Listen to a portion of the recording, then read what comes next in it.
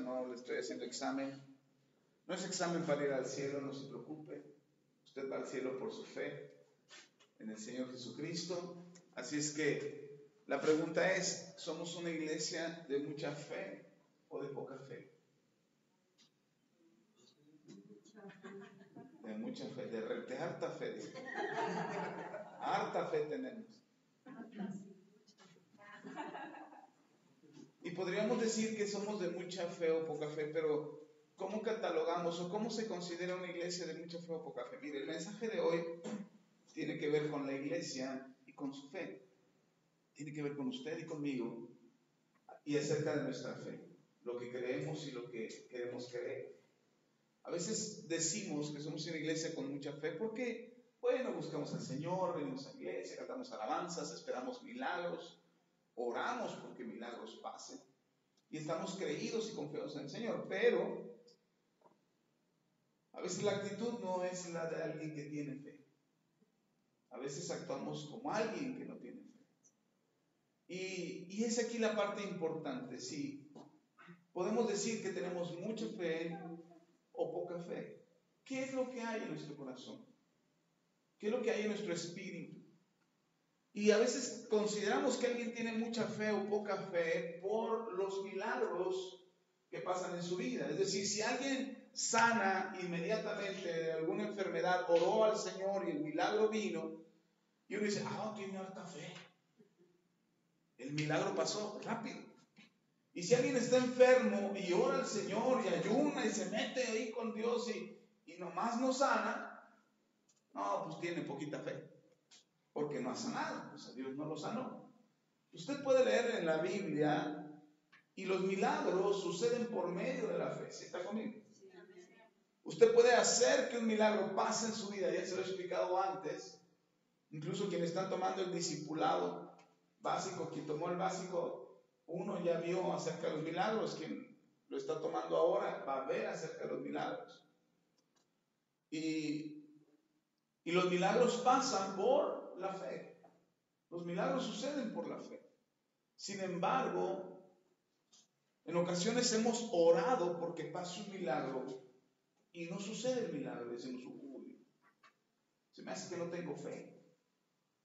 Y la verdad es que usted puede decir que alguien tiene fe o tiene mucha fe o poca fe por los milagros que suceden en su vida, pero yo encuentro en la Biblia que la fe no solamente desata los milagros.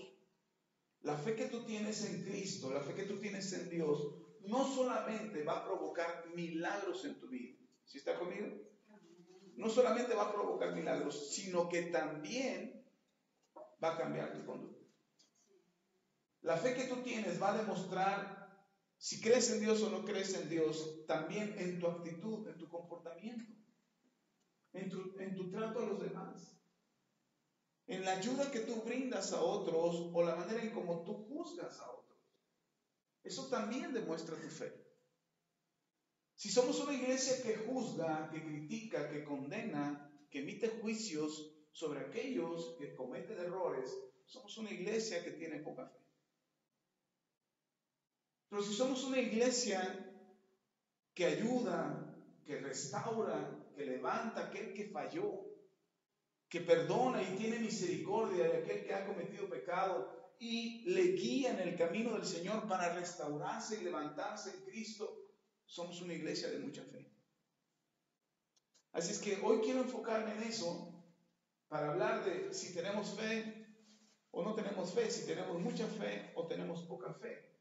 Porque podemos hablar de los milagros y muchos milagros han pasado aquí. Muchos milagros hemos visto en este lugar, pero últimamente no. ¿Será que no ha habido enfermos? ¿O será que no hemos orado por ellos? ¿O están todos sanos ya que dijimos, ya para qué? Ya nadie necesita milagros. No, estamos orando y creyendo que Dios haga milagros todavía en tu vida. Yo no sé cuántos milagros necesites en tu vida. A lo mejor milagros en tu salud, milagros en tu familia, en tu matrimonio, milagros en tus hijos, para que vuelvan al Señor. A lo mejor necesitas milagros en tu economía. Y ahí es cuando todos gritan, amén, amén. Sí, Si los otros no los necesitan, yo sé que en su economía sí necesitan milagros, no me digan que no. Entonces, podemos seguir orando por milagros y podríamos ver los milagros suceder y decir, wow, somos una iglesia de mucha fe. Pero en realidad yo creo que el Señor mide nuestra fe en la actitud y el carácter que mostramos ante los demás, cómo nos comportamos hacia otros. Y el mensaje de hoy es precisamente ese poca fe. Y si a usted le gusta escribir o le gusta tomar notas, el mensaje del día de hoy es poca fe. Es muy fácil juzgar a otros, es muy fácil etiquetarlos, marcarlos u ofenderlos con nuestras palabras. Pues cuando nos sentimos mayores o nos sentimos superiores a los demás, creemos que podemos ponernos en una posición de juicio sobre ellos. Es decir, cuando nosotros creemos que somos mejores que otros, creemos que nos podemos poner en un peldaño más arriba, en un tabique más arriba que los demás. Y entonces yo ya estoy un tabique más arriba, un ladrillo más arriba. Y entonces yo puedo juzgar a los demás.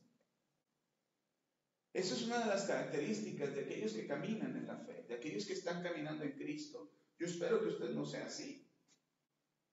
Porque si usted ya viene a la iglesia, usted no puede, ya fulano no viene a la iglesia, es pecador, se va a ir al infierno. O que usted diga, yo ya canto alabanzas, ya me las sé todas, las que cantan en la iglesia, ya me las sé todas. Aquel que apenas llegó ni sabe cómo se llama. Yo ya oro y Dios escucha mi oración. He escuchado a mucha gente decir, yo soy un consentido de Dios. He escuchado a gente decir, Dios me guarda porque me suple, y Dios está conmigo porque me suple mi necesidad. Hermano, Dios suple la necesidad de los pájaros y de los perros en la calle. Y porque Dios supla nuestra necesidad no significa que Dios está con nosotros. Significa que Dios es misericordioso. Porque dice el Señor Jesús lo dijo, no lo dije yo. Dice, si Dios da de comer a las aves y da de comer a las bestias, pues ¿cuánto más le dará de comer a ustedes? O sea, que tengas para lo que necesitas no significa que Dios está contigo. He escuchado a muchos decir, yo necesitaba tanto y Dios me lo dio. Lo que tienes es un Dios de misericordia. Pero lo que sí debes de saber es que para saber que Dios está contigo, tienes que ser una persona que entiende cuál es el carácter de Dios. Y que cada día que pasa, tú anhelas y quieres ser más como Dios. No que seas un Dios, aclaro, porque si yo ya me siento Dios. No, que seas más como Dios, que seas más como Cristo. Esa es nuestra meta. La Biblia dice que tenemos que, en Hebreos, dice que tenemos que llegar a la estatura del varón perfecto que es Cristo Jesús. Nuestra medida con quien tenemos que compararnos es con Cristo. Yo no puedo compararme con mi hermano, o yo no puedo compararme con mi hermano y decir, les gané, yo soy pastor, usted. Y creer que soy mejor o que soy superior a ellos. Porque estoy un tabique más arriba. Ya hasta se me subió la altura. Nada más es un tabique, hermano. No puedo sentirme superior a alguien porque tengo unos pasos más adelante del camino del Señor. No significa, ojo aquí, no significa que yo me sienta un gusano tampoco. Porque esa es la otra cara de la moneda. Están los que se creen mucho y están los que se creen nada. Es que eso es humildad, pastor. No, eso no es humildad. Eso es no conocer a tu Dios y no saber lo que Él hizo por ti y el valor que tienes para Él. Porque aunque sí éramos gusanos, que nos arrastrábamos y comíamos lodo, ay, pastor, sí, es muy feo. Las lombrices eso hacen. Se arrastran y comen lodo, ¿no? O sea, aunque éramos eso, aunque éramos como lombrices, el Señor nos tomó y nos dio un valor donde la Biblia dice que somos verdaderamente valiosos para Él. Usted es muy importante para Dios. Usted es muy valioso para Dios o muy valiosa para Dios. ¿Sí está conmigo? Pero no significa que al sentirnos bien o al ser rescatados o estar en una mejor condición, podemos menospreciar a los demás. Y pasa algo curioso, dentro de la misma iglesia del Señor, dentro del mismo cuerpo de Cristo, estamos los que hemos creído en el Señor, en la iglesia. Ustedes y yo somos la iglesia, no es este edificio. Ya les he enseñado, ustedes y yo somos la iglesia, la congregación. Eso significa iglesia, la congregación, los que se congregan. Entonces, este lugar, este edificio no es nuestra iglesia, pero la iglesia, ustedes y yo, de repente, dentro de la iglesia del Señor, y espero que no sea en esta iglesia, aquellos que ya tienen unos pasos más adelante, se sienten en la condición de poder juzgar a los demás.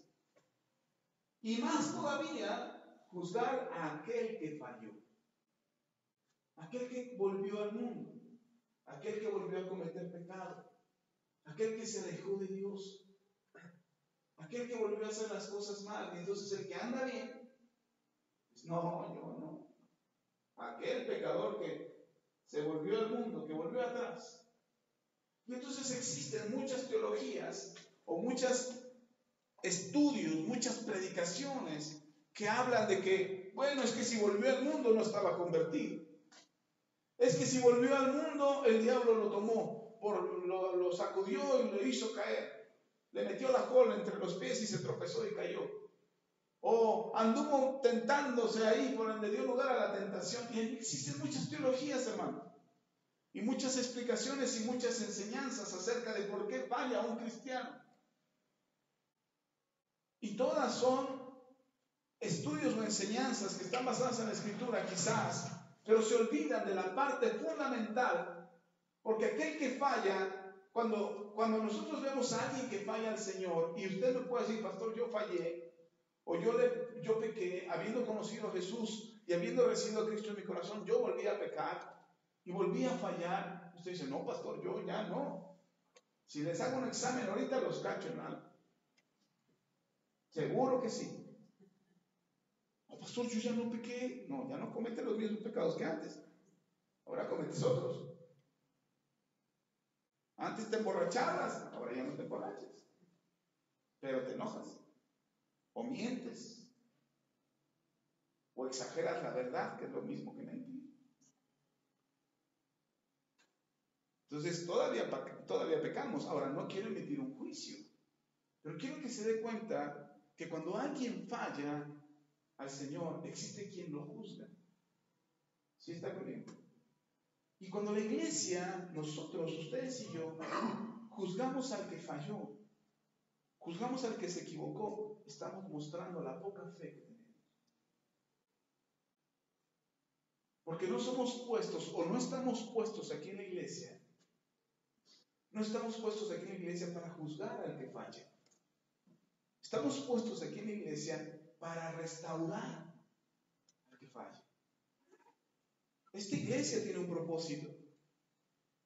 A lo mejor usted lo ha visto en los sobres, cuando los sobres dicen Ministerios Apostólicos Manto Nuevo, alcanzando y restaurando a la familia. Ese es nuestro lema. El propósito de esta iglesia es alcanzar y restaurar a aquellos que necesitan de Dios. Y por eso este mensaje el día de hoy, para que no olvidemos cuál es nuestro propósito. ¿Cuál es nuestro propósito como iglesia? Alcanzar y restaurar a las familias. Ese es nuestro propósito.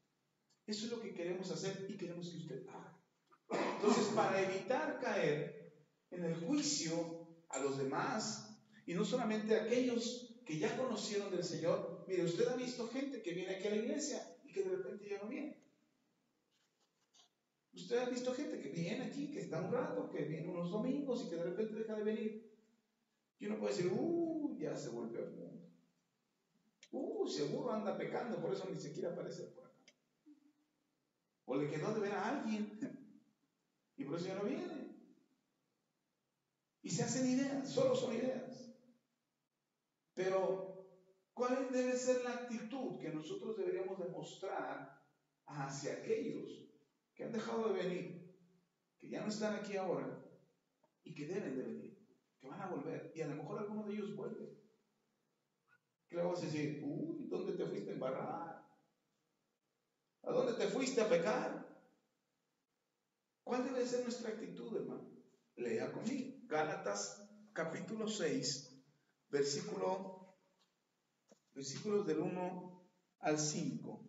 Si alguien fallara, si alguien se equivocara en la iglesia, si alguien hubiera ofendido a Dios con sus pecados, ¿qué es lo que nosotros deberíamos hacer?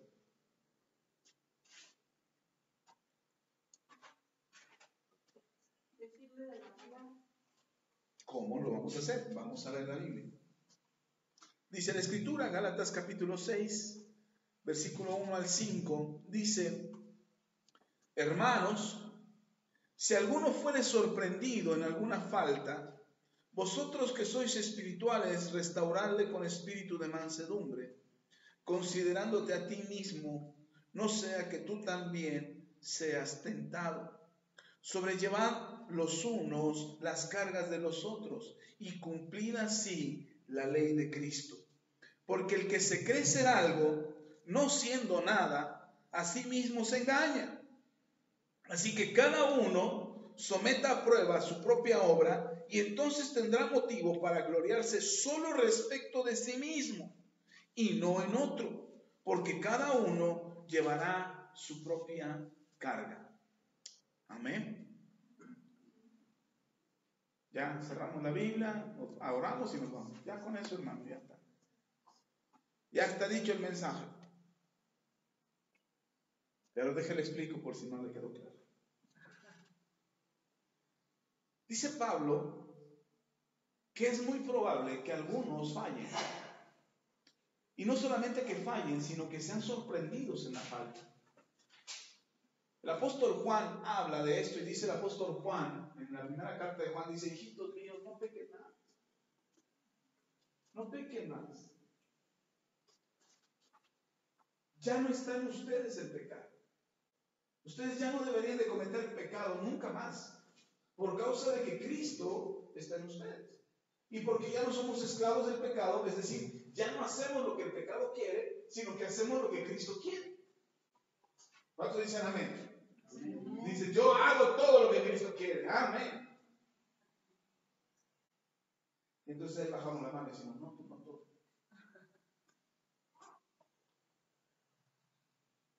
Se supone que deberíamos de tener la actitud de Cristo, ¿cierto? Es lo que dice Juan: hijitos, ya no pequen más. El pecado ya no está en ustedes. Ustedes no son esclavos más del pecado. Ahora su Señor es Cristo. Entonces ustedes tendrían que hacer todo lo que Cristo dice. Pero dice Juan, dice el apóstol Juan: pero si alguno pecare, o sea, si alguno se descuida, si alguno se olvida quién está dentro de él, si alguno comete pecado, abogado tenemos delante de Dios, a Jesucristo el justo. Es decir, tenemos la posibilidad, por medio de Cristo, de volver otra vez. Si tú fallas al Señor, si tú cometes pecado, porque estamos expuestos a este mundo, y mientras no tengamos la madurez y la capacidad suficiente para resistir al mundo y resistir la tentación, y no hablo de que Dios no nos la dé, estoy hablando de que nosotros no querramos, porque Dios te va a demandar que tú seas mejor cada día, mejor de lo que fuiste ayer. Si ayer te enojaste 10 veces, Dios espera que hoy te enojes 2. Y dice Dios: hoy deberías de cambiar tu actitud. Si ayer gritaste 5 veces, el Señor espera que hoy no grites. Sin embargo, como ya fallaste, como te equivocaste en estos días pasados y cometiste pecado delante de Dios, dice el apóstol Juan, perdón,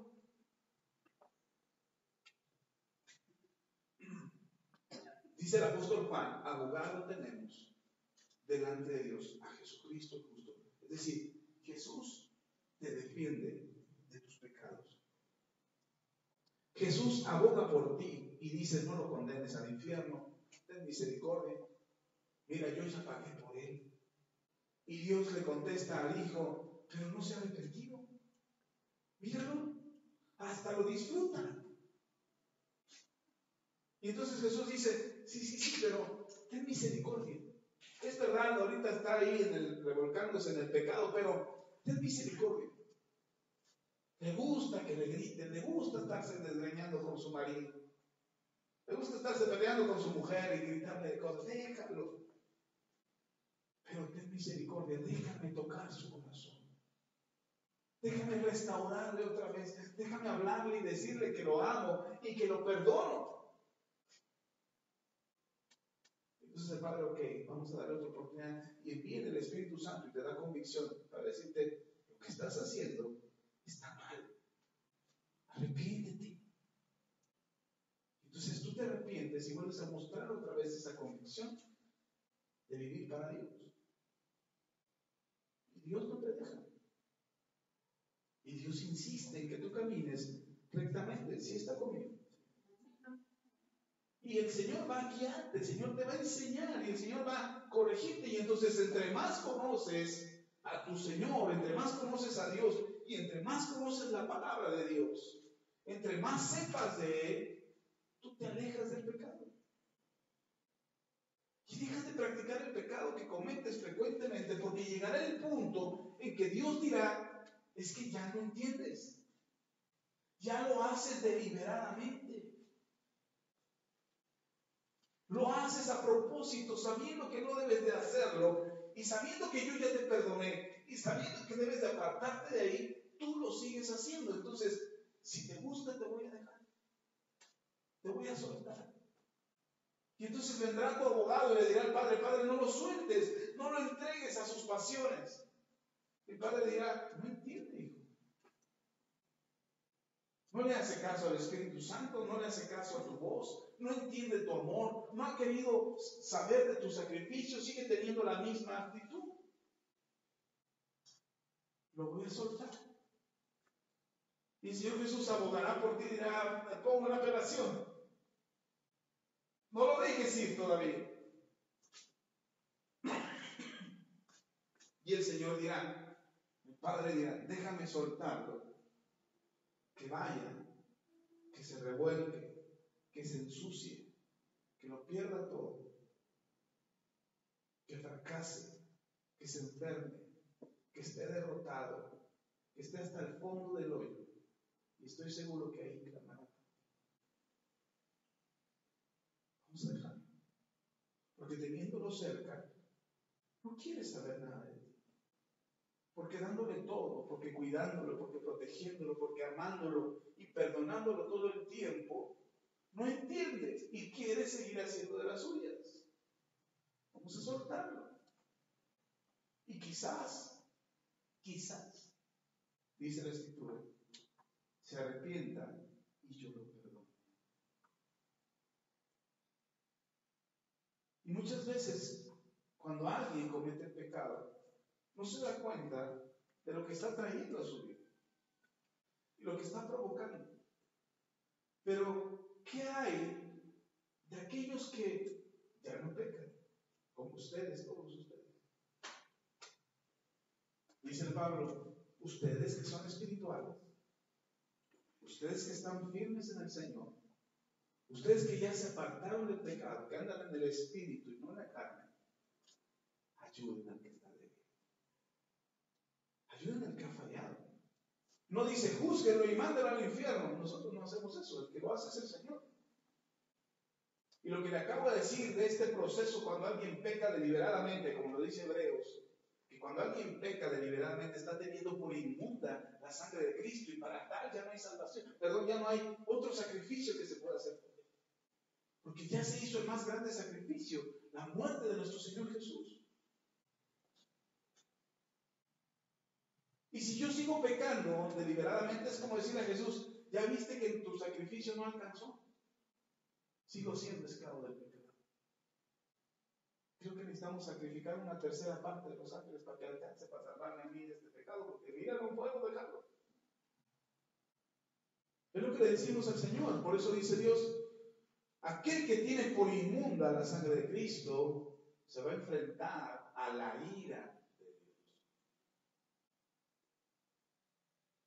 Entonces, ¿qué nos conviene a nosotros? ¿Seguir pecando? No, apartarnos del pecado. Ay, pastor, de haber sabido que eso me iban a decir, mejor ni vengo a la iglesia.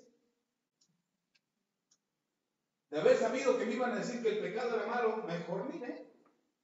No, el fin sería el mismo. La única diferencia es que no sabrías nunca que existe la posibilidad de ser salvo. Hoy sabes que puedes ser salvo y que tienes la posibilidad de arrepentirte. Entonces dice Pablo, ustedes que son espirituales, Fabi, ¿tú que eres espiritual? Israel, que eres espiritual, Enrique, Ley, hermana Paula, Miriam, ustedes todos que son espirituales, si encuentran a alguien fallando, de una vez denle una carta para que se vaya al infierno. Cómprenle el boleto, mándenlo. ¿Eso dice Pablo? No, dice, si encuentran a alguien que falló o que está fallando, lo sorprenden en su falla, restáurenle, levántenle. La mayoría de los cristianos ven a alguien pecando y dicen, te vas a ir al infierno. Sí, eso ya lo sabe. Pero ¿por qué no le das la opción de que se puede salvar? ¿Por qué no le dices mejor, deja de pecar porque tienes posibilidades en tu vida para tener una vida plena? ¿Por qué no te acercas a Dios? Mira, existe la posibilidad de que tu vida sea mejor. En lugar de estarlo mandando al infierno, es que te vas a ir al infierno, pues eso ya lo sabes. El diablo se lo dice todo el tiempo. Cuando yo no era cristiano y andaba en el mundo de las drogas y el alcohol, hermano, yo no creía en Dios. Nunca fui a la iglesia. Leí la Biblia, bueno, fui a la iglesia en 15 años, bodas, y hasta eso me quedaba afuera, fumando en el atrio de la iglesia. Y yo, no, es que no puedo fumar ahí adentro. Pues si no viniste a fumar a la iglesia, viniste a escuchar un mensaje. Y con tal de quedarme afuera, pues yo sacaba y me iba afuera y ya estaba esperando que terminara la misa de 15 años. Miren, nada más en una misa entré y me quedé toda la misa. Cuando fui chambelán de una compañía, yo decía, no, yo no puedo entrar. Me decían, ¿por qué? Pues que eres de otra religión. No, no tengo ninguna, pero no quiero entrar. No, ¿cómo no? Y me agarró la mamá de la quincena y dice, ¿cómo no? Te metes. Ya estuve adentro, pero tenía 15 años yo. La única vez que me quedé en una iglesia completa, toda la misa. Y estando yo en las drogas y el alcohol, yo no conocí de Dios, no sabía que existía el cielo y el infierno. Pero cuando estaba en las drogas, yo sabía que me estaba yendo al infierno. Algo dentro de mí me decía, te estás yendo al infierno. Yo ni siquiera sabía que eso existía. Pero algo dentro de mí me decía, te estás condenando, esto te está matando. Yo decía, no puede haber algo más feo que esto. Esto es horrible, esto es terrible, esto no puede haber algo peor. Y algo dentro de mí me decía, sí, hay algo peor. Hoy yo sé que era Dios. En aquel momento no sabía que era Dios. Cuando Dios habla a tu corazón, Él te dice, hay algo peor. Y nos sentimos gusanos cuando hemos pecado. Por eso el venir a alguien y decirle, es que estás mal, hermano ya sabe que está mal. Cuando tú le dices a alguien, estás mal, pues sí, ya lo sabe que está mal. Dale la opción. Dile cómo va a salir de eso. No lo hundas más diciéndole, estás mal. Pues sí, está mal. Cuando se enoja alguien en tu casa, es que estás mal, ya te enojaste. Sí, pues ya se enojó y que le digas que está mal, pues ya lo sabe. Esas palabras no ayudan, condenan. Estás emitiendo un juicio diciendo, tú estás mal, yo estoy bien. Mi hijo David decía, yo no lo sabía hasta hace poco, unos años atrás, 1 o 2 años, no recuerdo, que mi hijo, estábamos viendo una película que van como siempre es que la vemos porque la pasan en la televisión muy seguido. Y me dice mi hijo en esta película, donde un adulto le dice a la niña, yo estoy bien, tú estás mal. Yo soy adulto, tú eres niño. Yo estoy bien, tú estás mal. Cuando dijo eso mi hijo, que dice, ay, odio esa frase. Me cae de mal esa frase, la detesto, no me gusta. Creo que por esa frase no me gusta toda la película, pero o porque ya la vimos 100 veces, pero cuando dijo eso mi hijo, a mí me hizo pensar. Si a lo mejor alguna vez yo se la dije. Quizás en mi afán de ser un buen padre o en mi intención de formarlo y educarle, a lo mejor en algún momento le dije, yo estoy bien y tú estás mal. Y sabe, cuando eso hacemos, lo que estamos haciendo es subirnos en nuestro tabiquito, ese escalón arriba, sintiéndonos superiores a los demás y diciendo, yo estoy bien, tú estás mal. ¿Qué nos hace diferentes a ellos? ¿Qué nos hace superiores a ellos para poder juzgarlos y decirles, yo estoy bien y tú estás mal? Cuando te peleas con alguien, tus razones son válidas para ti, solo para ti, hermano, para los demás no. Y por eso peleas y discutes y te agarras de las greñas y te das una desgreñada y gritas y maldices y haces cosas porque tú crees que tus razones están bien. Te has subido al tabique. Y entonces cuando te subes a tu tabique y te peleas con el mundo, entonces tú, pendejo, párate. Suponga que este es mi tabique y ese es su tabique. O sea, si empezamos peleando, si estamos peleando,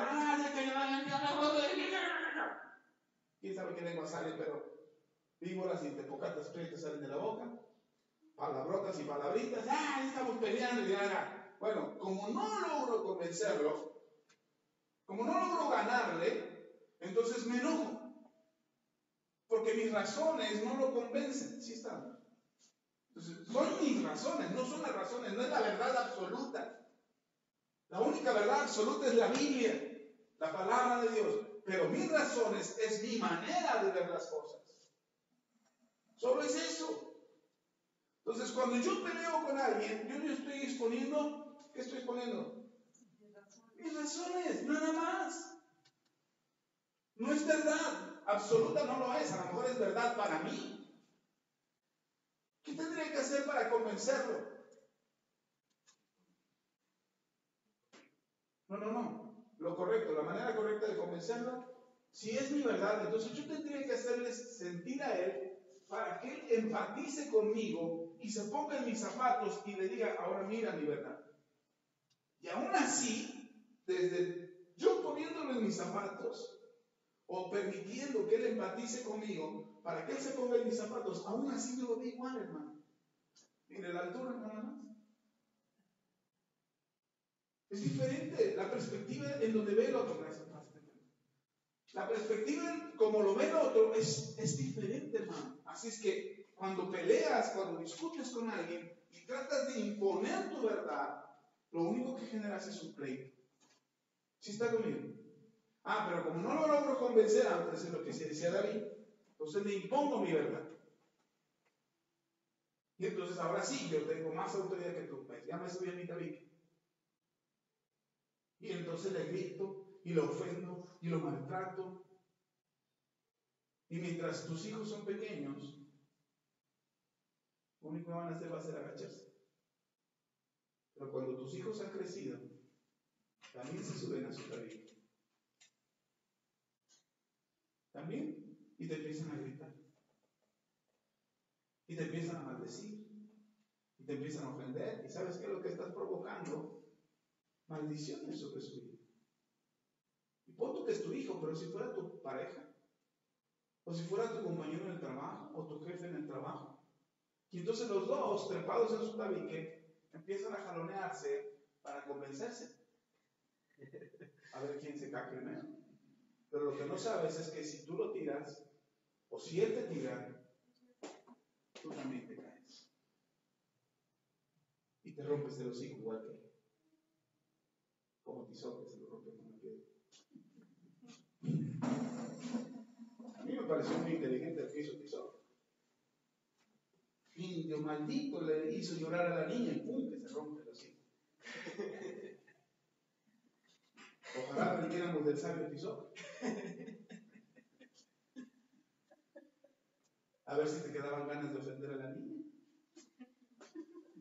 ¿No? ¡Ay, caño! Me tumbé 3 dientes la última vez, ya nada más me quedan 3. Pero ese es, hermano, si no entendemos que lo único que tengo es un tabique más arriba, no soy mejor que nadie, porque ni siquiera lo soy. Por eso Pablo dice, Aquel que se sienta a hacer algo, aquel que se sienta a hacer algo, no siendo nada. Y me encanta eso. Es ese grado de superioridad que nos damos. Yo soy mejor que tú, yo soy mejor que tú, yo soy mejor que tú.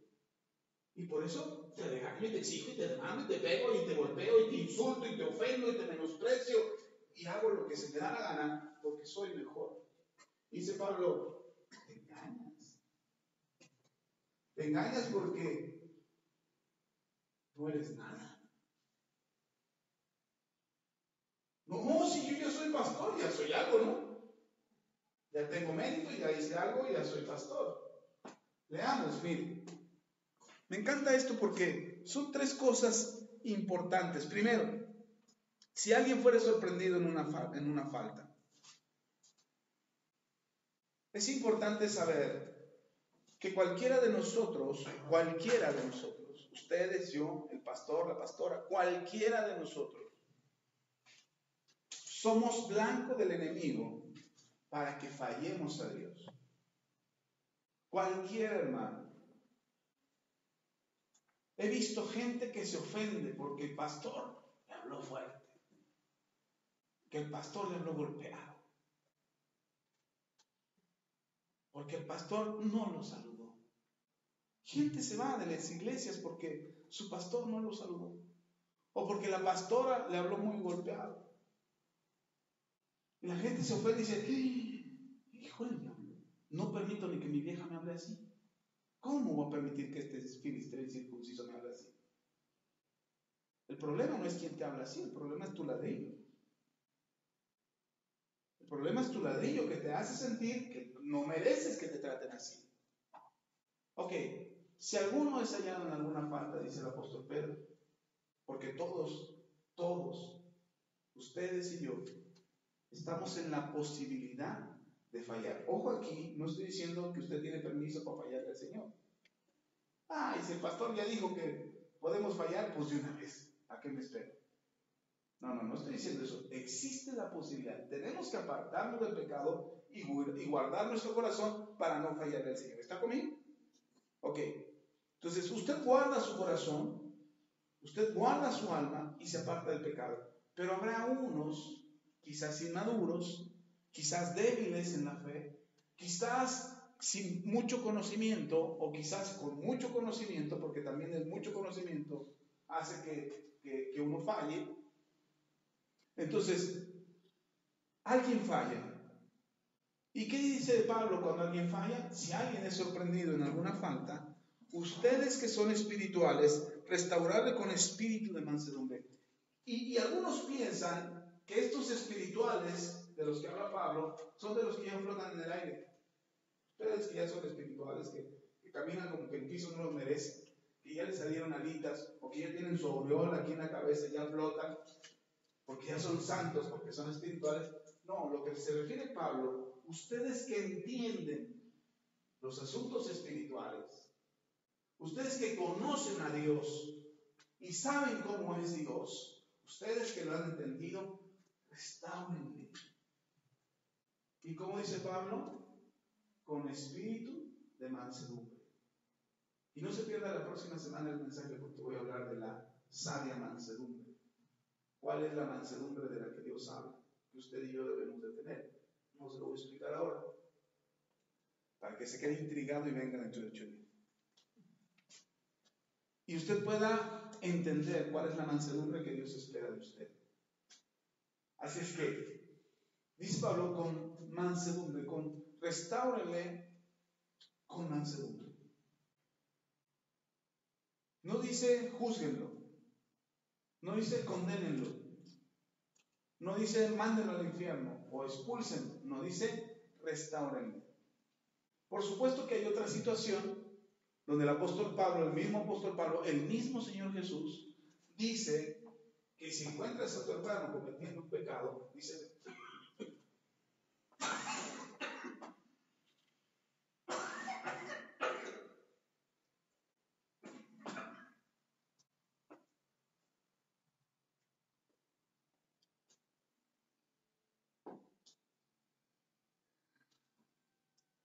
que me dijo feo. Te asustó. El Señor Jesús y Pablo, los dos dicen, si encuentras a tu hermano pecando, acércate a él, habla con él. Lo que dice Pablo, restaura. Si tu hermano se arrepiente, habrás ganado su alma. Si tu hermano no se arrepiente, llama a otros testigos. Trae otro testigo para decir, hermano, lo que estás haciendo está mal. No para avergonzarlo, sino para que quede el antecedente de que ya se le dijo que lo que está haciendo no está bien. Y entonces cuando él venga y dice, es que nadie me había dicho que eso estaba mal. Y dice, no, tengo dos testigos que vieron cuando yo te dije que no hicieras eso. Dice, si tu hermano se arrepiente, habrás ganado su alma. Si no se arrepiente y lo sigue haciendo, entonces exponlo delante de los hermanos, delante de la iglesia. Bueno, y algunos teólogos dicen, bueno, delante de la autoridad de la iglesia, para que la autoridad de la iglesia tome una decisión respecto al hermano. Y si el hermano no quiere corregirse o no quiere cambiar, dice el Señor Jesús, lo dijo el Señor Jesús y lo dijo el apóstol Pablo, tenlo por gentil y publicano, es decir, no se ha convertido, no ha querido cambiar. Y entonces sí dice el apóstol y dice el Señor, apártate de él, sácalo de ahí, sácalo de la iglesia, porque te va a contaminar a todos los demás. Entonces, pero ese es un caso, no estamos hablando de la misma situación. Estamos hablando de alguien que no quiere cambiar, de alguien que no quiere, que definitivamente no quiere entregarle su vida al Señor. ¿Sí está conmigo? En este caso, estamos hablando de alguien, en lo que dice Gálatas, estamos hablando de alguien que viene a la iglesia, que está en la congregación, que está tomando sus discipulados, que canta las alabanzas, que lee la Biblia, pero que, caramba, no puede deshacerse de algo que está arrastrando ahí en su corazón y que siempre y frecuentemente le ataca. Entonces dice Pablo a él, ayúdale, ¿cómo? Restaurándole el mansedumbre. Y dice, considerándote a ti mismo, no sea que tú también seas tentado. Otra vez, entonces no se trata de que yo voy a restaurar a alguien porque yo soy superior que él o soy mayor que él, sino yo voy a restaurar a alguien porque esa persona necesita ayuda, necesita ser restaurado, pero yo tengo que saber que existe la posibilidad de que yo también caiga en eso. ¿Sí está conmigo? En muchas ocasiones, como padres, cuando le llamamos a nuestros hijos la atención, tratamos de imponer nuestra autoridad y decimos, no hagas eso, y tratamos de hacerlo procurando salvarles de algo que quizás nosotros sabemos que les puede dañar. Y no tenemos el modo, no tenemos la forma de convencerlos, no hay manera en que podamos ayudarlos a que su corazón cambie, porque no hay una forma en nuestro corazón para hacerlo. Dice Pablo, aquí está el secreto, hermanos. Si usted quiere restaurar a su hijo o a su hija, a su esposo o a su esposa de una situación difícil, tiene que hacerlo con mansedumbre. Tiene que hacerlo con mansedumbre. Y considerándote, sabiendo que probablemente tú caigas en lo mismo. Y muchos papás no le llaman la atención a los hijos porque se sienten que no tienen el carácter moral. Es decir, yo no puedo decirle a mi hijo, no tomes, porque yo fui un alcohólico. Entonces cuando yo le diga a mi hijo, no tomes tú, el alcohol lejos de tu vida, te va a destruir. No porque yo quiera que sea un santurrón, sino porque yo sé que el alcohol no deja nada bueno.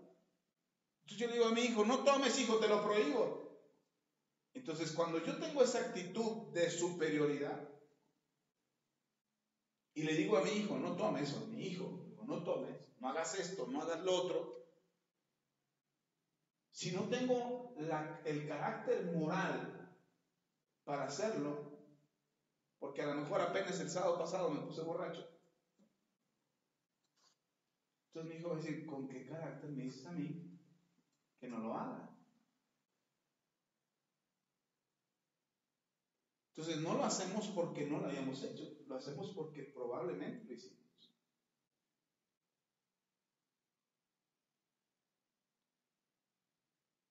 Y nuestros hijos deben entender que no lo estamos haciendo porque somos mejores que ellos. Lo estamos haciendo porque queremos que ellos sean mejores. ¿Mejores que quién? No, que ellos mismos.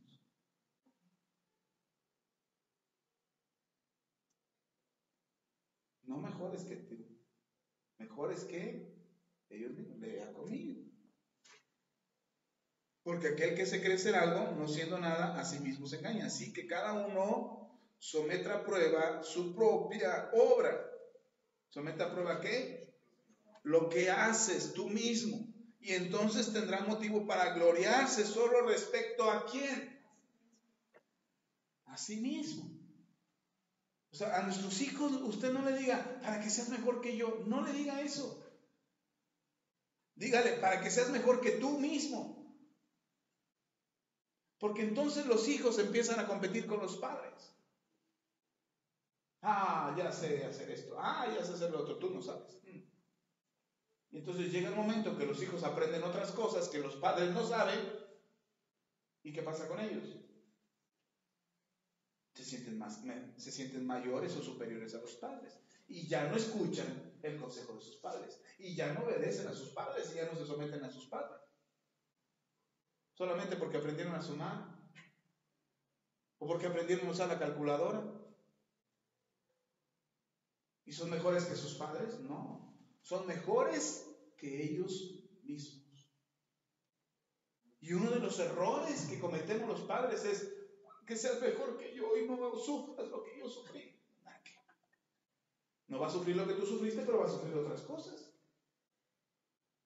Yo quisiera que mis hijos no tuvieran que pasar tragos amargos. Esa es mi oración. Pero estoy convencido que en algún momento los pasarán. Una materia reprobada. Una novia que les dice no. Ya no te quiero. Una persona que diga eres la peor persona sobre la tierra. O sea, yo quisiera que esas personas no existieran en la vida de mis hijos. Pero relativamente en algún momento tendrán que pasarlo. ¿Y qué va a pasar con eso? Tendrán que hacerse más fuertes. ¿Por qué? Porque tendrán que ser mejores que ellos mismos. ¿Sí está conmigo? No puedo evitar que se enfrenten a una persona mala onda. No puedo evitar que les hagan un feo. No puedo evitar que los menosprecien o que no los inviten a su club social. No puedo evitar eso. No le voy a hablar a la mamá de los niños o de los... Imagínense mi hijo en la universidad y le hablo a la mamá de sus compañeros. Oiga, sus hijos no invitaron a mi hijo a la fiesta. Qué mal plan. Qué ridículo me vería yo. Ya ni con el de la secundaria. Pero muchas mamás dicen, oiga, mamá de fulanito, ¿no podría invitar a mi hijita a su fiestita? Es que mi hijo siente que su compañerito no lo quiere. Déjelo. Que su hijo sea mejor que él mismo. Que lo supere. Que supere la adversidad, que supere la necesidad, que supere el dolor. Y para eso usted está ahí. No trepado en su tabique diciendo, ya ves, te lo dije. Sino siendo mejor que él mismo. Ayudándole, restaurándole, considerándote a ti mismo. ¿Te está conmigo? Hay un pasaje del que le he hablado en Mateo. Anteriormente le he predicado en Mateo, capítulo 14. Mateo capítulo 14, donde el Señor Jesús camina sobre el agua. Ya hemos hablado de ese pasaje antes, del versículo 22.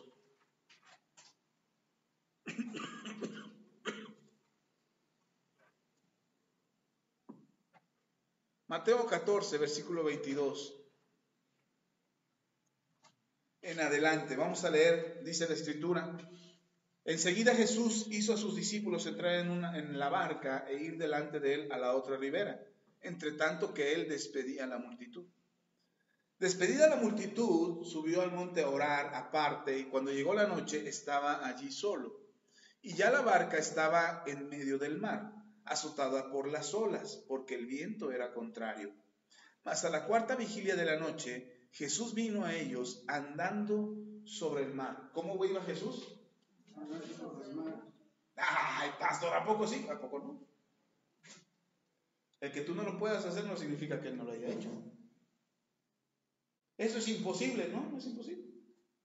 Bueno, y si fuera imposible, Dios es especialista en lo imposible. El Señor Jesús dijo, al que cree, todo le es posible. Y cuando alguien dudaba, el Señor Jesús también dijo, y lo que es imposible para el hombre, es posible para Dios. Así es que habrá quienes no crean que esto pasó, pero pasó. Dice el versículo 26, y los discípulos, viéndole andar sobre el mar, se turbaron diciendo, ¡un fantasma! Y dieron voces de miedo. ¿Cuáles son las voces de miedo? ¿Cuáles? ¿Cómo cuál? ¡Ah! ¡Ah! ¿Cómo gritas cuando te da miedo? ¿A poco los hombres gritan? ¡Oh! ¡Oh! Tengo miedo. No, gritan como niños también. Imagínense estos hombresotes, todos barbudos y peludos ya, rudos, gritando de susto. No me los imagino yo. ¡Ay! ¡Un fantasma! ¡Ay! Y lo peor es que no tenían para dónde correr, hermano. Nada más dando vueltas ahí en el barco. ¡Ay, un fantasma! ¡Quítate, Juan! ¡Ah! ¡Quítate, papá! Se los imagina gritando. Dicen que estaban dando voces de miedo, gritos de miedo. Estaban asustados. Y luego que el fantasma iba hacia ellos.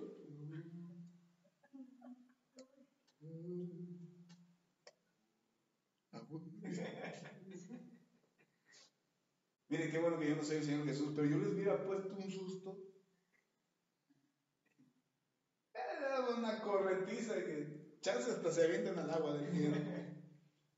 Pero me encanta porque Pedro, mire hermano, Pedro era atrevido, imprudente. No era valiente, era atrevido. Era imprudente Pedro. Pero algo que entiendo de Pedro, antes de la llenura del Espíritu Santo,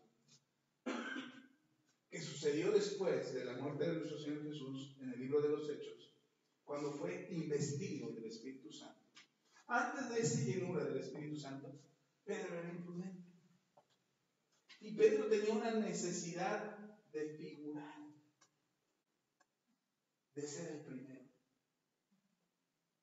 Pedro tenía una necesidad de apuntarse. Ahora vamos a hacer una reunión. Apúntame a mí, pastor. Pedro tenía esa necesidad de querer ser el primero. El que fuera el tomado en cuenta. El que fuera el brazo derecho del Señor. Pedro tenía esa necesidad de ser el primero. Y en todo se metía. En todo Pedro era el primero. En todo metía la cuchara. En todo quería participar. En todo quería hacer. La regaba Pedro. Muchas veces la regó. Pero Pedro fue lleno del Espíritu Santo. Y ese atrevimiento le hizo ser uno de los más grandes apóstoles. No digo que el más grande. Pero fue muy grande. Primer mensaje se convierte en 4,000. Segundo mensaje, primero 5,000. Segundo 4,000. O 3,000 y 4,000, no me acuerdo. Pero esa era la capacidad de Pedro. Y eso es lo que Dios tomó de Pedro. Ahora, Pedro se atreve. El Señor Jesús dice, ¿me es necesario ir a Jerusalén? Y Pedro dice, no, Señor, si te van a matar ahí, pues mejor le damos la vuelta. Y Jesús le dice, apártate de mí, Satanás. Van a arrestar al Señor Jesús. Y Pedro saca la espada y ¡pum! Le corta la oreja a Malco. ¡Pum! Y el Señor lo reprende. Pedro, así no es. El que a hierro mata, a hierro muere. Agarra a Jesús y le pega la oreja a Malco otra vez. Pedro era imprudente, pues. Imprudente, como él era. Y entonces viene el fantasma. Pero se queda ahí. aparece el Señor. Entonces Jesús ve que andan corriendo en la barca. Y Jesús les habla desde la orilla, desde el mar, perdón, y les dice, ¡hey! ¡No teman! ¡Soy yo! ¿Yo? ¿Jesús? Ya se quedan ahí quietos, se esconden detrás de los barriles. Y Pedro sale por ahí. Dice, versículo 27, pero Jesús enseguida, cuando se asustaron, les habló diciendo, tened ánimo, yo soy, no temáis. Versículo 28, entonces le respondió Pedro y le dijo, Señor, si eres tú, manda que yo vaya a ti sobre las aguas. Y él dijo, ven, y descendió Pedro de la barca y andaba sobre las aguas para ir a Jesús. Ahora, imagínense esto. Están asustados, todos corriendo en la barca. ¡Ah! Les habla Jesús, no teman, soy yo. O yo soy, perdón, tened ánimo. O sea, no sean cobardes, pues, en otras palabras. Yo soy, no temáis.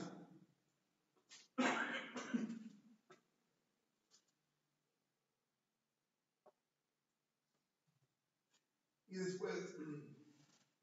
después de eso, Pedro, atrevido como era Pedro, atrabancado como era Pedro, y queriendo ser el primero, no sé cuál se hubiera sido mi actitud. Y dice, ay, ese Señor Jesús, y a lo mejor me quedo sentado ahí, a que llegue el Señor Jesús a la barca. No sé, yo no sé cuál hubiera sido mi actitud. No sé cuál hubiera sido tu actitud estando en esa situación. Imagínense, yo me imagino que después de oír que era el Señor Jesús y de andar gritando como loco ahí en la barca, ¡ay! Un fantasma. Yo que hubiera dicho, ay, qué vergüenza. A lo mejor y me escondo ahí detrás de unos costales para que el Señor Jesús no vea que yo andaba corriendo. Después que el Señor Jesús diga, a ver quién andaba corriendo, y digo, no, yo estaba dormido, ¿qué pasó? Pero Pedro le dice al Señor Jesús, si en verdad eres tú, o sea, no estaba seguro, pero dice, la única forma de saber si es Jesús, manda que yo también camine sobre el agua. Yo no puedo decir, wow, cuánta fe de Pedro. Barrió a los otros dos. Yo me imagino a Pedro saliendo, ¿qué tal, caminando sobre el agua, ¿ya vieron? Bola de cobardes. Porque Pedro quería ese lugar. Pedro quería esa posición. Todos, los 12, todos querían esa posición. Ser el primero. De repente los hijos de Zebedeo, su mamá, está ahí en una reunión de Jesús y los apóstoles y les acerca a la mamá con Jesús. Oiga, maestro, ¿podría usted poner a mis hijos al lado suyo cuando esté en su reino, ahí en el cielo? Uno a la derecha y uno a la izquierda, nada más tengo dos. Y el Señor Jesús le dice, eso no le corresponde a mí. Dios Padre, el Padre ya tiene designados esos lugares. Pero cuando lo oyeron los demás, se enojaron. Mucho amor y muchos discípulos, pero se enojaron. Estos que andan queriendo apartar allá en el cielo. Igual yo me imagino, traían una competencia entre ellos. Yo me imagino a Pedro saliendo de la barca y mirando desde, ¿ya vieron? A ver, ustedes caminen también. Y lo único que tenía Pedro no tenía más fe que los demás. De hecho, Pedro se empieza a hundir. Y el Señor Jesús le dijo, ven, y perdón, el versículo 30, pero al ver el fuerte viento tuvo miedo y comenzando a hundirse dio voces diciendo, Señor, sálvame. Y al momento Jesús extendió la mano, se asió de él y le dijo, hombre de poca fe. ¿De cuánta? Poca fe. Pastor, pero tuvo mucha fe para caminar. Dio 10 pasos, 20 pasos, no sé los cuántos pasos que habría alcanzado a dar Pedro. Pero lo que el Señor Jesús le dice es, hombre de poca fe, ¿por qué dudaste? A veces cuando empezamos a caminar en lo sobrenatural, hermano, cuando empezamos a ver cosas extraordinarias, nos hace sentir superiores a los demás. cuando tenemos una luz de revelación en la Escritura, cuando pasas al frente y logras orar por lo menos una frase completa, cuando lees la Biblia y dices, ¡oh, le entendí! Llevo 20 años leyendo y apenas le entendí, ¡wow! Ahora sí les gano a todos, yo tuve revelación, ustedes no. Un poquito de lo sobrenatural de Dios nos hace creer en muchas ocasiones que somos mejores que los demás. Un poquito de lo sobrenatural de Dios nos hace pensar que estamos en una mejor posición que los demás. Y no es así. Un poquito de revelación, un poquito de milagros, un poquito de respaldo de parte de Dios. Algunos lo miden con el tiempo de antigüedad. Porque aquí han venido gente y se ha ido. Y los que han permanecido dirán, ¡oh! Ya les ganamos a todos esos. Porque ellos nada más aguantaron al pastor un año, ya yo llevo 10 años aguantándolo. Y creen que tienen un grado mayor, por eso. Pero el Señor Jesús le dice a Pedro, ¿qué tienes, Pedro? Poca fe, Pedro. Dice, te falta fe. Porque lo sobrenatural que Dios pueda hacer sobre ti, o lo sobrenatural que Dios haya hecho sobre ti, no te hace mejor que los otros 11 que se quedaron en la barca. Yo he predicado este mensaje de Pedro caminando sobre el agua y he hablado del temor de los 11 que se quedaron en la barca y del valor de Pedro para creer en el poder de Dios y caminar sobre el agua. He hablado de la fe de Pedro, que puso los ojos en las olas y en el viento y que eso lo hizo dudar y se hundió. Pero hoy no quiero hacer énfasis en Pedro y su fe y el haber caminado sobre el agua. Hoy quiero hacer énfasis en la poca fe de Pedro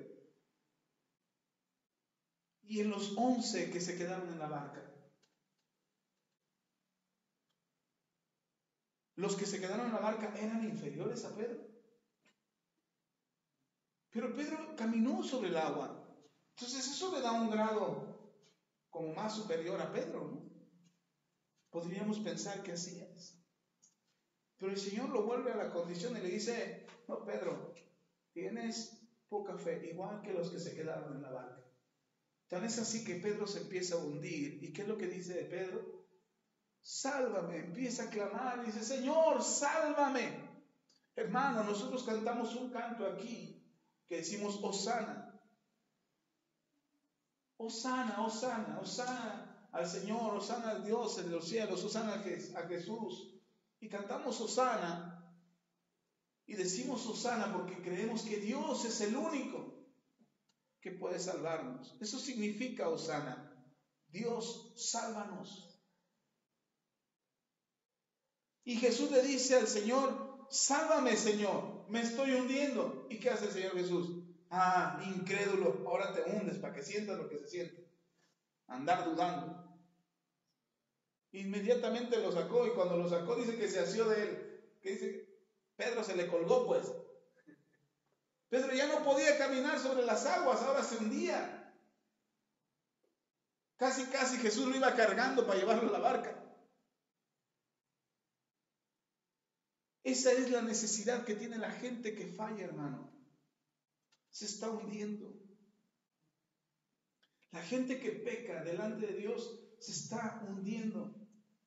Y nosotros, en lugar de sacarlo, le decimos, húndete, para que se te quite lo pecador. Ahora sufre para que sientas lo que es, cuando lo que deberíamos hacer era tenderle a la mano y sacarlos de ahí. Están gritándole al Señor, sálvame, Señor.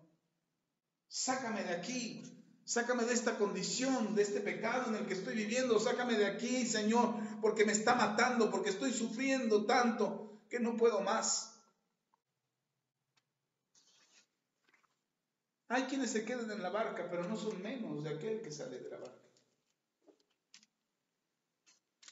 Hay quienes caminan en lo sobrenatural, se mueven en lo sobrenatural, pero no significa que por haberse quedado en la barca no puede vivir lo sobrenatural o Dios no está con ellos. Y el que camina sobre el agua, el que se mueve en lo sobrenatural, hermano, cuando yo veo un milagro de parte de Dios, cuando Dios hace un milagro a través de mí, lo primero que le pido al Señor es, no dejes que se me suba. No dejes que me sienta mayor. De repente leo la escritura y tengo una revelación y digo, wow, esto es una revelación importante y no por eso soy mejor. Escucho a muchos pastores predicar. He escuchado a pastores predicar y que cuando predican digo, ay, en la torre, el hermano ya se perdió. Y empezó a decir que Daniel derribó al gigante y Daniel le aventó las piedras y Daniel agarró. Y digo, hermano, no era Daniel, era David. Y no porque yo sé lo que es correcto, soy mayor que él. ¿Sí me explico? Aquí en la iglesia tenemos servidores y no porque ya son servidores son mejores que los demás.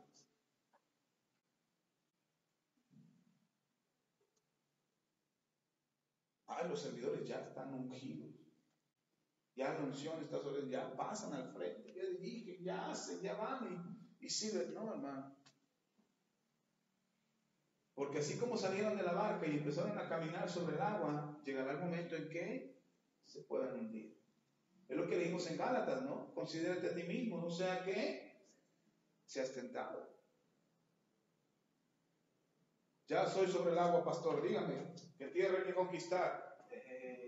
Tranquilo. Ten cuidado. ¿Sí están conmigo?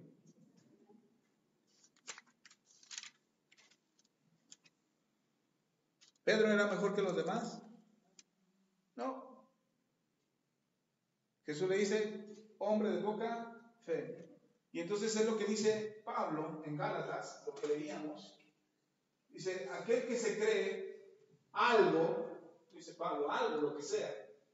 Aquel que se cree algo, la está regando. Se cree algo no siendo nada. Mire, está entre los hijos. Aquel hijo mayor que dice, yo soy el mayor y por eso me tienes que obedecer, la está regando. Aquel papá, porque yo lo he hecho también, aquel papá que dice, yo soy el papá y porque soy el papá me tienes que obedecer, la está regando también. ¿Qué es lo que hizo caminar a Pedro sobre el agua? Jesús. Jesús es el que lo hizo caminar sobre el agua. Porque él ni fe tenía poca. Fue Jesús el que lo hizo caminar sobre el agua. Fue la autoridad de Jesús. Fue Jesús ordenándole al agua diciéndole sosténganlo. Fue Jesús dando la orden, ven. Por eso Pedro le dice, si en verdad eres Jesús, si en verdad eres mi maestro, manda que yo también camine sobre el agua. No dijo, mándame a caminar sobre el agua. Manda al mar, al agua, a la barca que me suelte, al viento que no me hunda. Manda que yo pueda caminar sobre el agua. ¿Qué es lo que hizo que Pedro caminara sobre el agua? Jesús. Jesús es el que lo hizo caminar sobre el agua. A él le faltó la fe. Dejó de poner sus ojos en Jesús y empezó a ponerlos en la tormenta y se hundió. Pedro no era mayor que los otros 11. Era igual a los 11. ¿Qué es lo que te hace ser lo que eres hoy? Jesús. Si eres padre de familia, Jesús es el que te ayuda. Si eres hijo, Jesús es el que te ayuda. Si eres empleado, Jesús es el que te ayuda. Si eres empresario, Jesús es el que te ayuda. Si eres comerciante, Jesús es el que te ayuda. A veces nos jactamos y no hemos hecho tantas cosas y hemos logrado tantas cosas. Señor Jesús da una parábola y dice, necio, te glorías de lo que has hecho y hoy viene por tu alma. Si hoy usted y yo somos lo que somos, es gracias a Jesús. Usted es hoy un mejor padre, hoy es un mejor esposo, hoy es un mejor hijo de familia. ¿Por qué? Porque se ha esforzado mucho, porque ha ayunado 24 horas al día o 24 horas por semana a lo mejor, o porque viene a las vigilias de oración, o porque está los domingos en la iglesia. ¿Usted por qué es mejor? Jesús, hermano. Jesús es el que le ayuda a ser mejor, a ser un mejor esposo, a comprender mejor la Escritura, a estar aquí con un corazón dispuesto desde temprano y decir, yo llego porque llego. Es Jesús el que le ayuda. Usted no es mejor que los demás. Es Jesús en usted que lo hace mejor. ¿Pero mejor que quién? Que usted mismo. Es lo que dice Pablo. Si algo te vas a gloriar, es ser mejor que tú mismo. Ya no soy igual que la semana pasada. Me enojo, pero Fabi no se enoja. Ya no voy a enojar para ganarle a Fabi. Entonces voy a ser mejor que Fabi y ya Fabi ya no me va a ganar, porque ahora voy a ser mejor que ella. No, tienes que ser mejor que tú mismo. Si la semana pasada te enojabas, esta semana ya no te enojas. ¿Y a quién le ganaste? A ti mismo. Te superaste a ti mismo y no eres la misma persona que eras antes. Pero no por ti mismo, sino por Dios que está en ti. Es que lo logras. ¿Sí está conmigo? Y entonces tú volteas a ver a los que se quedaron en la barca y dices, bola de incrédulos. No. Te superaste, a lo mejor tenías miedo de salir de la barca y saliste, te superaste a ti mismo. Empezaste a caminar, viste lo sobrenatural y dices, wow, estoy haciendo lo sobrenatural de Dios.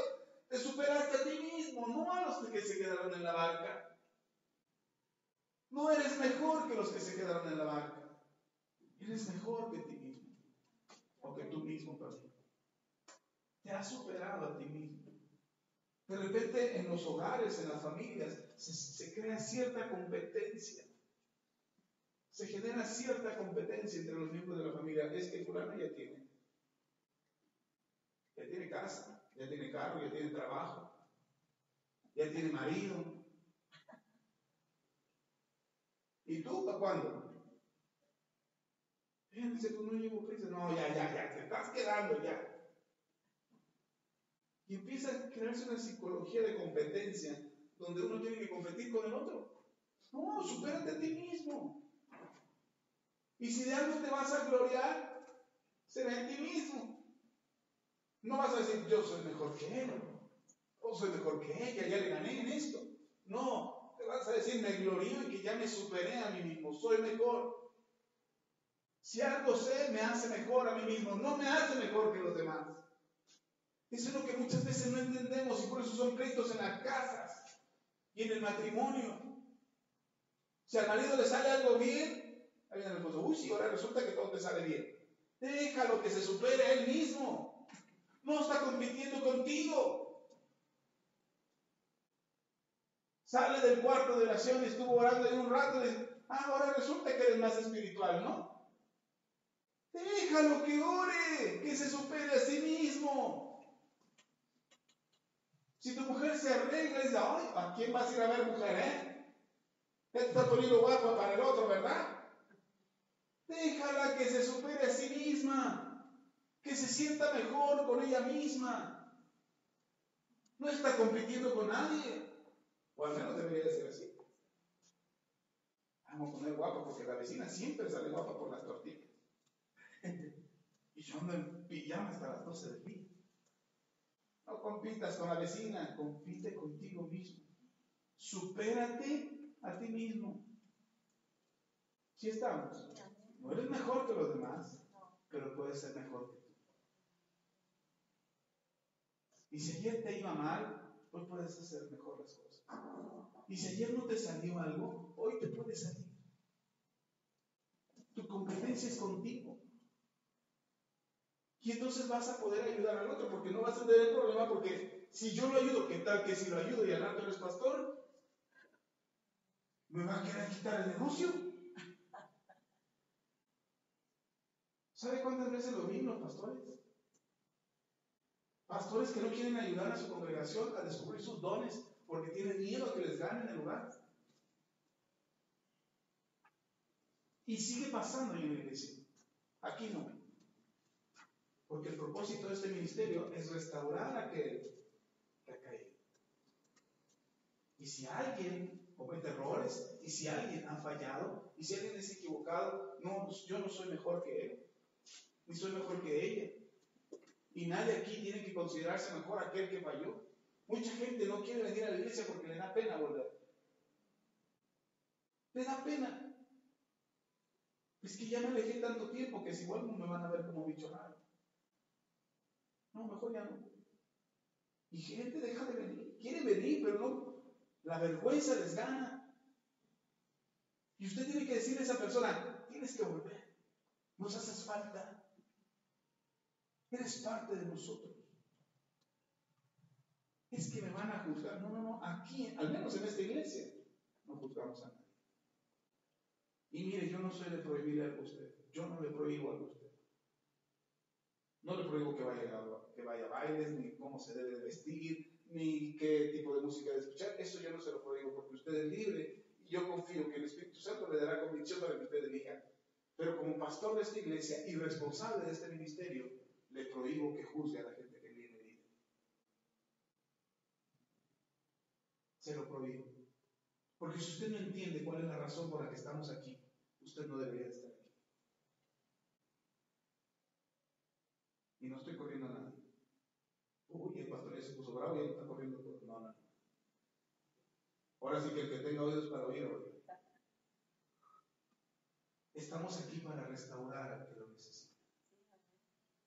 La gente tiene que saber que en este lugar no le vamos a juzgar. La gente tiene que saber que si está en necesidad, este es el mejor lugar para venir. Que si falló o no falló, ese es un asunto entre él y Dios. Nosotros estamos aquí para sacarle, como dice Pablo, para restaurarle.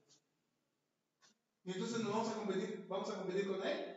No, estamos compitiendo con nosotros mismos. Tu competencia, mi competencia es conmigo mismo. Tú compites contigo, yo compito conmigo. Yo soy mejor que yo mismo la semana pasada. Al menos eso quiero ser. Y que cada día que pase me supero a mí mismo. Supero mis miedos, supero mis fallas, supero mis pecados, supero mis temores, supero mis enfermedades. Tengo que ser mejor que el yo de la semana pasada. ¿Sí está conmigo? Termino con esto.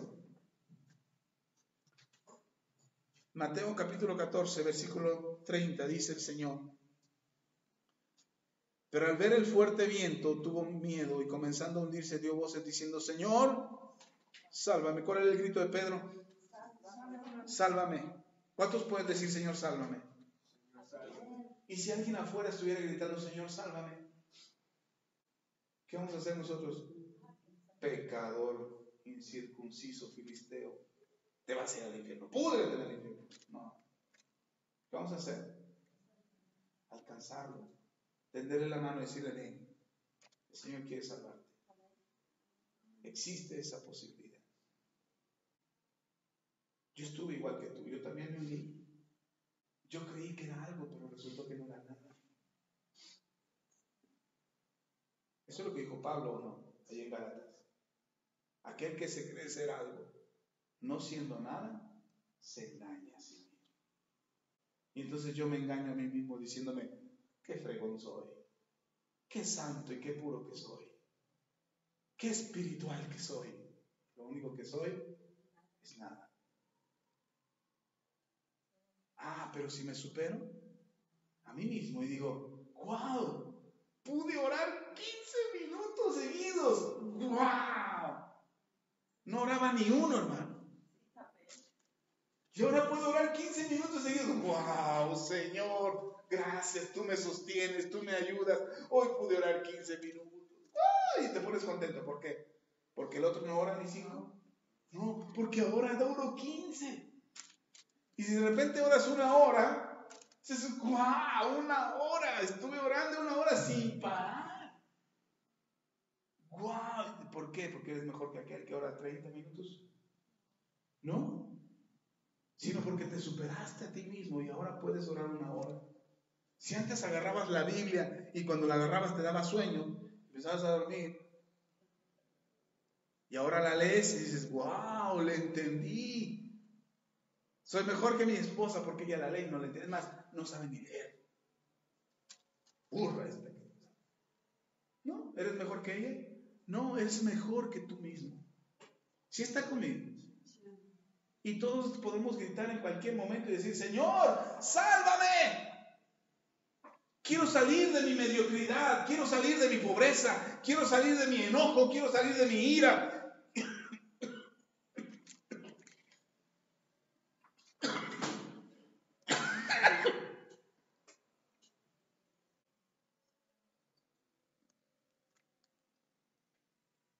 Quiero salir de esta tortura. No soy superior a nadie, usted tampoco. Y no es una falsa humildad, hermano. Tampoco es esa falsa humildad de decir, ay, todos son mejor que yo. No. Porque tampoco es que los demás sean mejores que tú. Pero tú tampoco eres mejor que nadie. ¿Sí me explico? No es que te sientas un gusano y te dices, todos son mejor que yo, todos saben más que yo, todos hablan mejor que yo, todos se expresan mejor que yo. No. Abraham, Saúl puede tener un talento y ese talento se desarrollará. Levi tiene un talento, Fabi tiene un talento, David tiene un talento, cada uno de ustedes tiene un talento. Y usted tiene que superarse a sí mismo, de exponiendo y mejorando el talento que Dios le da. ¿Sí está conmigo? Y usted puede ser mejor que usted mismo. En esta iglesia somos una iglesia que restaura. Somos una iglesia que ayuda. El propósito de esta iglesia es ayudar a la gente. No es condenarla. Por eso usted no me oye hablar tanto del infierno. Por eso usted no me oye predicar tanto acerca de la gente que se va a ir al infierno. Explico el pecado y las consecuencias de él. Lo he explicado, usted lo ha escuchado. Pero no mando a nadie al infierno. Ni tampoco estoy hablando de otros predicadores. ¡Ay, el predicador fulano que dice esto y el otro y aquel! El diablo está hablando cosas del diablo, hermano. Ni lo oiga. Yo lo que hago es enseñarle a usted a discernir un mensaje. Para que cuando usted escuche a un predicador, si lo que está oyendo no es de Dios, usted rápido puede identificar si era caray. Esto no cuadra con la Escritura. Esto no cuadra con la Biblia, no debería estarlo oyendo. Y si tiene alguna duda acerca de lo que escuchó, puede acercarse a nosotros. Preguntar, oiga, pastor, escuché esto. ¿Qué de cierto hay en esto? ¿Qué de cierto hay en aquello? Estamos aquí para servirle, hermano.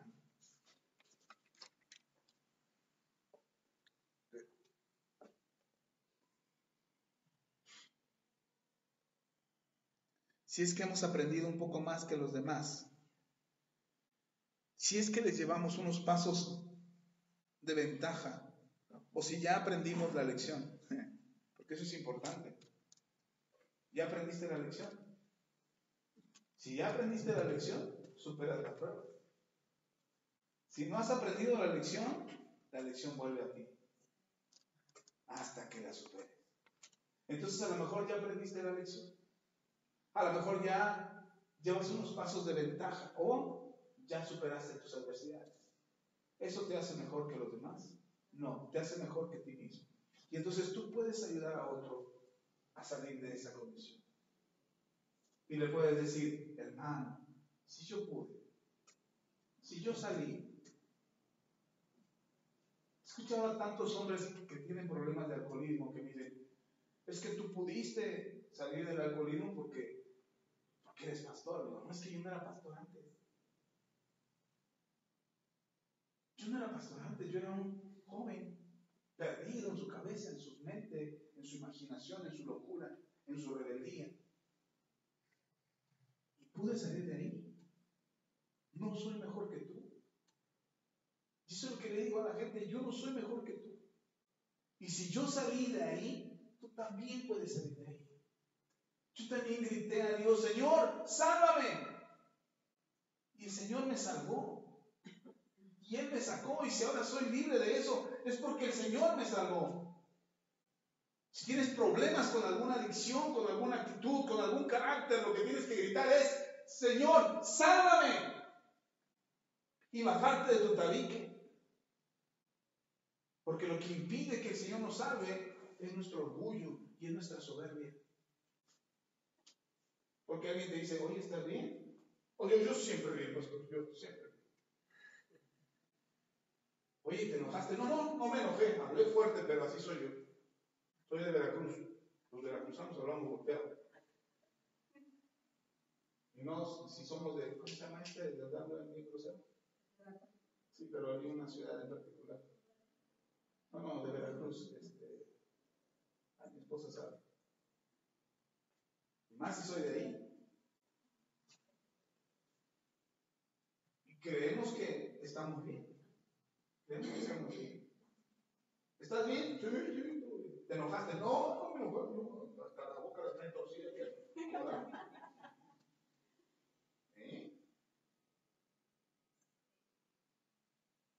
Pero todo bien espirituales siempre. Cuando lo que tenemos que hacer es decir, Señor, sálvame. Sálvame, Señor, necesito ayuda. Necesito ayuda, necesito que alguien me ayude. A lo mejor envía a alguien, un siervo tuyo, una persona comprometida, no el chismoso de la cuadra, no. Mándame a alguien, Señor, que me pueda ayudar a salir de esta situación, que pueda cambiar mi carácter. Porque yo quiero ser mejor. Dice Santiago, capítulo 3.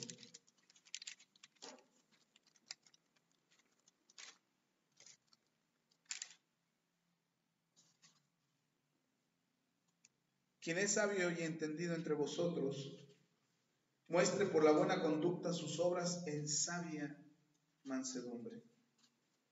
Pero si tenéis celos amargos y contención en vuestro corazón, no os jactéis ni mintáis contra la verdad, porque esta sabiduría no es la que desciende de lo alto, sino terrenal, animal, diabólica. Porque donde hay celos y contención, ahí hay perturbación y toda obra perversa. Pero la sabiduría que es de lo alto es primeramente pura, después pacífica, amable, benigna, llena de misericordia y de buenos frutos, sin incertidumbre ni hipocresía. Y el fruto de justicia se siembra en paz para aquellos que hacen la paz. Nuestra labor, nuestro trabajo de restauración es en sabia mansedumbre. Cuando alguien se equivoca en tu casa, por ejemplo, si tus hijos se equivocan y tú los insultas, les faltas al respeto, los ofendes, no estás siendo sabio y estás poniendo un peso más pesado sobre sus hombros. De repente yo llego del trabajo y encuentro a mis hijos jugando en el internet y lo que les pregunto, ¿y la tarea? Ya acabé.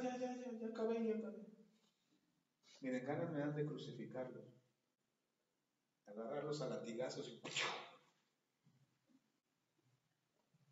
pero no lo hago. Porque confío que Dios les ayudará a superarse a ellos mismos. No que sean mejores que yo, no pretendo, ni los desafío a que sean mejores que yo, pero que sí sean mejores que ellos mismos. Cuando contiendes con tu esposo o con tu esposa por cosas sin importancia, como que dejó los chones colgados ahí en el baño, y tú le has dicho siempre que no los deje ahí, y menos cuando tienen su huella de uso. Dice, pero ya te dije, ¿qué me? Cuando usted contiende con él, usted no está siendo sabio. Usted está demostrándole a esa persona que se equivocó. Le está diciendo, te equivocaste, la volviste a regar. ¿Y sabes qué? Ya me di cuenta de eso. Entonces, ¿qué estás diciendo? Soy mejor que tú.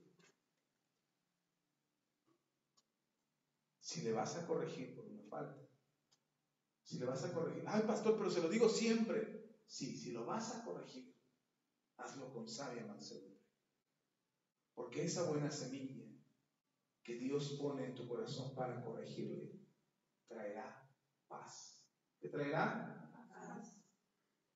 Pero si no trae paz, entonces esa sabiduría no viene de Dios.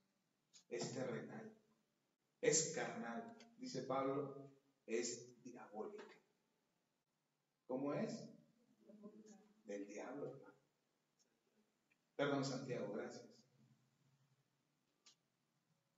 Entonces, ¿cómo es eso? ¿Qué tipo de corrección hace usted, hermano? ¿De la que produce paz o la que hace un problema más grande? Si lo que hace produce paz, si la observación, si yo le digo a él, te equivocaste, pero mira, puedes corregirlo de esta manera. ¿O sabes que la última vez dejaste tirado ahí arriba unas cosas? Entonces ya la recogí, pero nada más quiero recordarte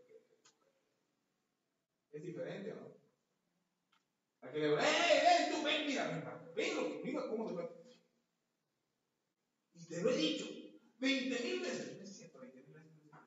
Para empezar, mentiroso.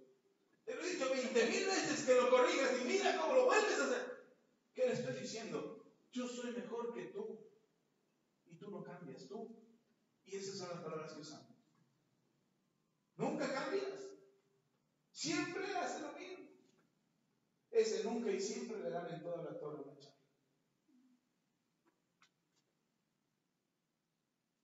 Y entonces tratamos de corregir sintiéndonos superiores. Tratamos de cambiar algo sintiéndonos superiores. Y lo único que tenemos es, dice el Señor Jesús, que Pedro tenía poca fe.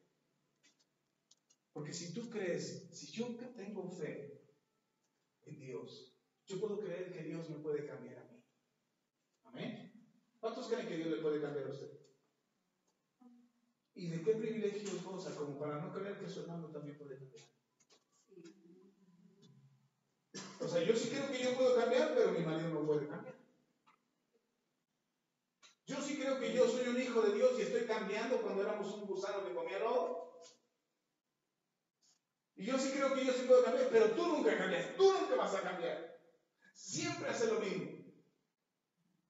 ¿Dónde está mi fe? Esa fe no es de Dios. Es terrenal, es diabólica. Porque si yo creo que Dios me puede cambiar a mí, también creo que lo puede cambiar a él, y a ella, y a ella, y a él, y a quien sea. Porque es el mismo Dios, ¿o no? Entonces, por eso cuando corrijo a alguien, yo tengo que tener la fe suficiente, no poca fe. La fe suficiente para creer que Dios me puede cambiar a mí, pero también te puede cambiar a ti. Y entonces ya no tengo poca fe. Tengo mucha fe. Pero si yo creo que Dios nada más me puede cambiar a mí, pero nunca te va a cambiar a ti, entonces tengo poca fe. Y por eso Pablo dice, cuando corrijas a alguien, hazlo con sabia mansedumbre, considerándote a ti mismo. Y cuando te hayas gloriado, gloríate por la superación que tienes de ti mismo. ¿Estamos? Vamos a orar, póngase de pie.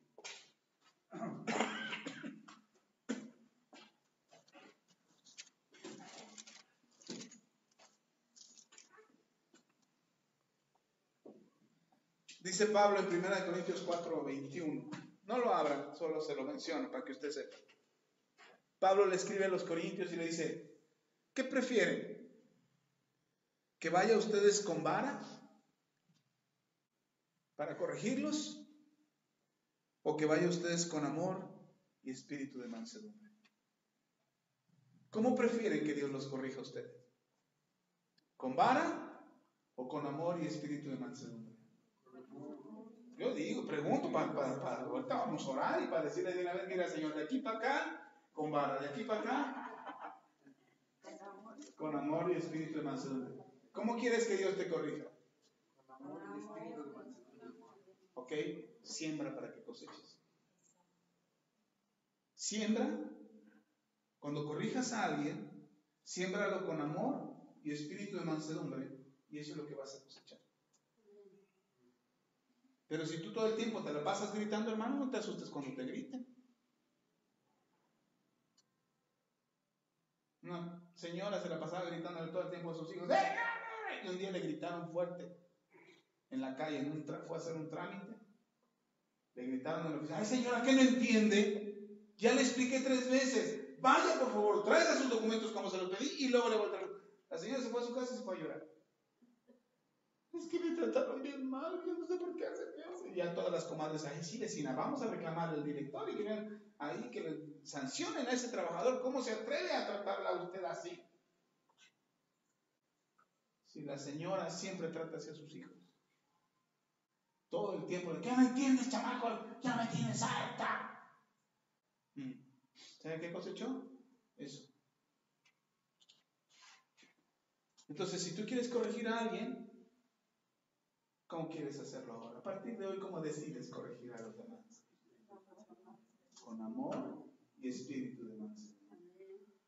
Y entonces, cuando Dios te venga a corregir a ti, ¿cómo te dirá? Amado, deseo que seas prosperado en todas las cosas y que tengas salud así como prospera tu alma. Haz las cosas bien. Y entonces te superarás a ti mismo. Te darás cuenta que sí eres mejor de lo que creíste. Y superarás tus miedos, superarás tus inseguridades, superarás tus frustraciones. Hay gente que quiere hablar de su pasado y llora, pero no llora para darle gloria a Dios de que ya no está en esa condición. Llora porque le duele, todavía le mueve las entrañas. Es que fue la vida. Hoy yo digo de cuando estuve en el alcohol y las drogas, y no lo digo para presumirlo, me da vergüenza. Y es terrible esa situación. Yo viví algo terrible, hermano. No se lo deseo a nadie. A nadie. Pero si lo cuento no es para presumir o para decirle a mis hijos: hay opciones, hijos, hay opciones. No se pierda el próximo mensaje, está muy bueno, porque le va a ayudar a completar este mensaje. Que usted sepa cuál es esa sabia mansedumbre de la que habla Pablo. Perdón, Santiago. Que Santiago dice: con sabia mansedumbre. ¿Qué es la mansedumbre? Porque Jesús decía: aprended de mí, que soy manso y humilde de corazón. ¿Por qué Dios hablaba de Moisés diciendo que no había hombre más manso que él sobre la tierra? Siendo que había matado a un hombre. Oh. Hermano, corrija al que tiene al lado. Corrija a su esposo o a su esposa. Si es que están gritando con todo su ser: sálvame, Señor. Porque a lo mejor usted es el instrumento que Dios va a usar para ayudar al que tiene al lado. En su casa, su familia, su esposa, sus hijos. Dios lo va a usar usted para ayudarlos, pero hágalo con mansedumbre. Amén. Considerándote a ti mismo. Vamos a orar. Padre, te doy gracias. Gracias por la vida de mis hermanos, por tu favor y tu misericordia. Te pido, Padre, en el nombre de Jesús, que tú ayudes a cada uno a superar sus adversidades y su necesidad, y que tu Espíritu Santo sea sobre ellos, en el nombre de Cristo Jesús, fortaleciéndoles y levantándoles todo el tiempo, haciéndoles mejor cada día, mejor que ellos mismos, para gloriarse en sus triunfos y en sus victorias, no para gloriarse sobre nadie, porque tú les has hecho vencedores a ellos, y han superado toda adversidad y toda necesidad por tu gracia y tu favor. Si algo somos, es porque tú nos lo permites. Si algo alcanzamos, es porque tú nos das la victoria. Señor, todo lo que somos y todo lo que hagamos es por lo que tú nos das. Gracias, en verdad, te pido, Señor, que podamos ser una iglesia.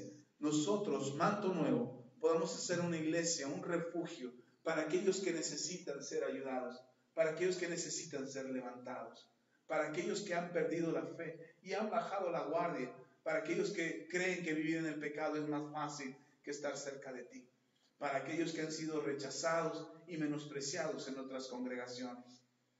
Padre, ayúdanos a hacer una iglesia que restaura, conforme al propósito que nos diste desde el principio, conforme a la visión que asignaste a esta iglesia. Queremos ser una iglesia que restaura, no que juzga, no que condena, no que señala ni marca a los demás poniéndoles apodos o títulos por causa de su pecado. En el nombre de Cristo Jesús, ayúdanos a restaurarles.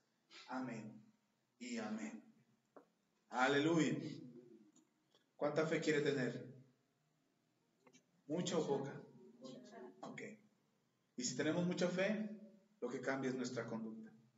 Además de los milagros que usted va a experimentar. Porque fíjese que para hacer los milagros no se necesita tanta fe. Pero que para cambiar tu conducta, sí se necesita. Amén.